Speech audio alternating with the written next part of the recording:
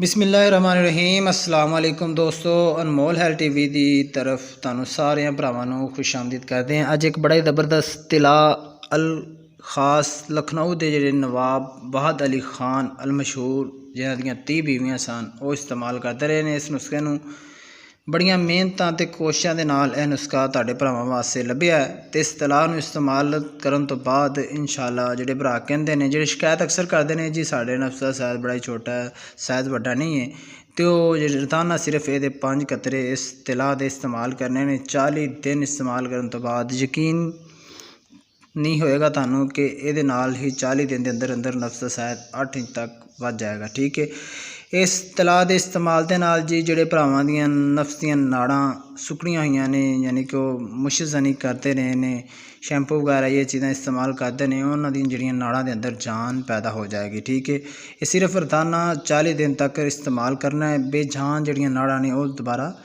जड़ियां उन्होंने अंदर जान पैदा हो जाएगी। दोस्तों, इस तला की तरफ वधन तो पहला, वीडियो की तरफ जान तो पहला तुहानू भरावां नूं एक गुजारिश करते हैं, साडे जिन्ने भी भरा नवे ने उन्होंने हजे तक अनमोल हेल्थ टीवी नूं सबसक्राइब नहीं किया, उन्होंने अगे गुजारिश है कि अनमोल हेल्थ टीवी नूं सबसक्राइब करन ते नाल दे नाल इस बैल दे बटन नूं जरूर दबान ताकि उन्होंने मज़ीद आने वाली वीडियो की नोटिफिकेशन मिलती रहन।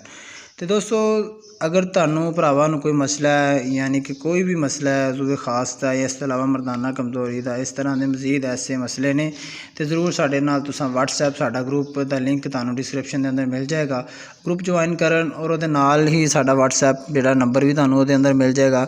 सानू जरूर राबता करके तुसां अपने जिहड़े दोस्तों उहदे बारे तुसां पुछ सकदे हो जेकर तुहानू कोई भी मसला है। ठीक है, तो चलिए सब तो पहला इहदे अंदर जिहड़े अज्जा इस्तेमाल होणगे, जिहड़ियां इहदे अंदर चीज़ां इस्तेमाल होणगियां वो साडे कोल पुछ लो तो इंशाअल्लाह इन्हां नूं याद भी करो, बल्कि अपने कोल तुसां नोट कर लो इन्हां चीज़ां नूं। किसी भी पंसार की दुकान पर जाओ, आसानी नाल तुहानू चीज़ां मिल जाणगियां। अक्कर करहा तुसां लैना है 24 ग्राम। दूसरे नंबर पर तुसां जी दाल चीनी लैनी है 24 ग्राम। इन्हां दोनों चीज़ां नूं तुसां अच्छी तरह बरीक करके पीस के 250 ml की जिहड़ी बोतल है पानी वाली ਉਹਦੇ अंदर इनू तुसां पकाना है। जो जिहड़ा पानी तुहाडा 40 ग्राम तक रह जाएगा तो इनू की करना है, इनू साफ करके इस पानी नू छान करके तो ये अंदर जिहड़ा तिलों का तेल किया जाता है उन्होंने यार रोगनी जैतून इनू मिला के इनू अच्छी तरह जोश देना। जो यह ठंडा हो जाएगा तो इनू तुसां फिर छान करके, यानी कि इनू छानना अच्छी तरह, छानन तो बाद इनू किसी शैंपू की शीशी के अंदर संभाल के रख लेना है। तो ये रोज़ाना तुसां जिहड़े ना सौन तो रात तो सौन तो पहला तुसां कम से कम ये 5 कतरे जिहड़े तेल दे रोज़ाना 40 दिन तक लगाने ने।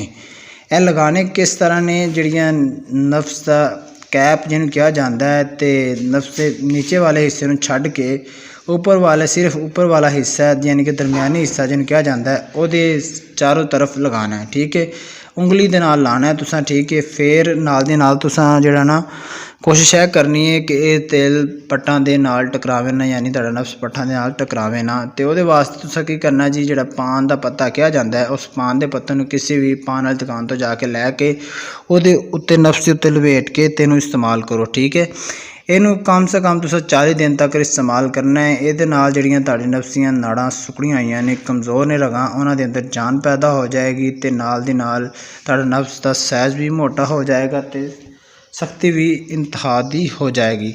तो मेरे भरा ए जिहड़े दोस्त ने यह गल एक नोट कर लैन, वो जिहड़े भरा जिन्हें तलाम जरियान और ज़ुकावत हिस्स दा मरीज़ ने वो सब तो पहला मेहरबानी करके अपना इलाज करान तो फिर इस तेल नूं इस्तेमाल करन। ये नाल ही दोस्तों भरावो सानू इजाज़त दवो। अल्लाह तुहाडा निगहबान होवे। अस्सलामु अलैकुम।